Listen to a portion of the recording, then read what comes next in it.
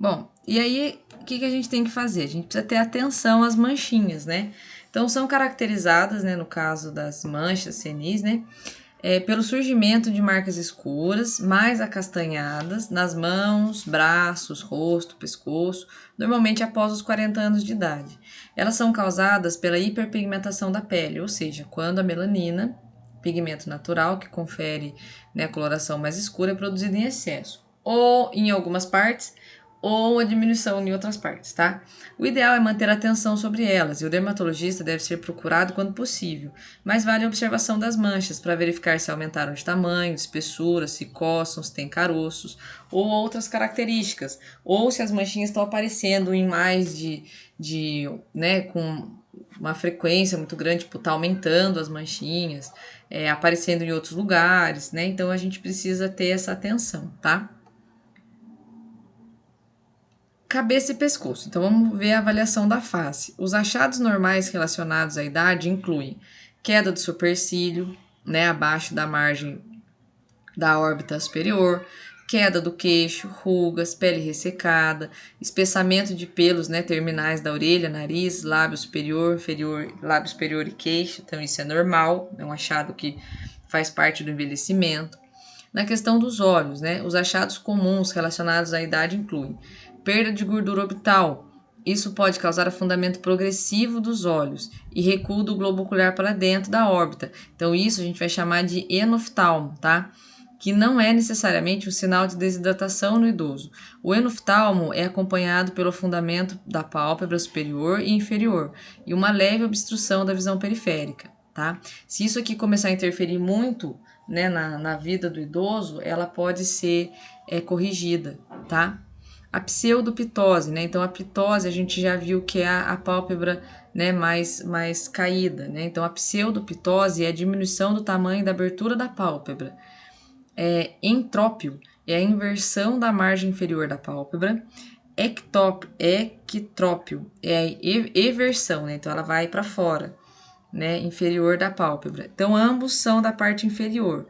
E o arco senil, que é um arco acinzentado que aparece ao redor da córnea. Então, olha aqui para vocês verem, ó, o enoftalmo, o olho, ele fica, né, dá para ver, né, a marca da órbita aqui, ó, né, nessa marcação óssea. Por quê? Porque houve, né, esse afundamento dos olhos, tá, ó. Aqui a gente tem o arco senil, né, ó, fica essa voltinha branca aqui, tá? A pseudopitose, né? Então, observem que olha a diferença dessa pálpebra para essa pálpebra aqui, tá? Ó, então, isso aqui também é corrigido. Aí, aqui com relação ao ectrópio e o entrópio. Então, aqui, observem que a margem inferior da pálpebra, ela tá, vamos dizer assim, caída, né? Ela tá para fora. Então, olha aqui, para você ver, fica bem visível. Enquanto que no entrópio, ela vai para dentro. Ó. Então, olha que os pelinhos, ó, eles deixam visível que essa margem inferior foi para dentro dos olhos, tá? Ouvido e nariz, né? A queda progressiva da ponta do nariz é um evento comum relacionado ao avanço da idade. Isso pode causar a separação das cartilagens superior e inferior, né? Lateral, aumentando o alargamento do nariz, tá?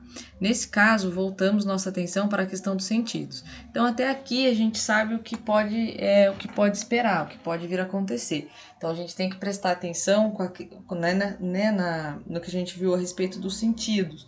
O olfato acaba merecendo mais a nossa atenção do que essa parte aí estética do nariz, tá?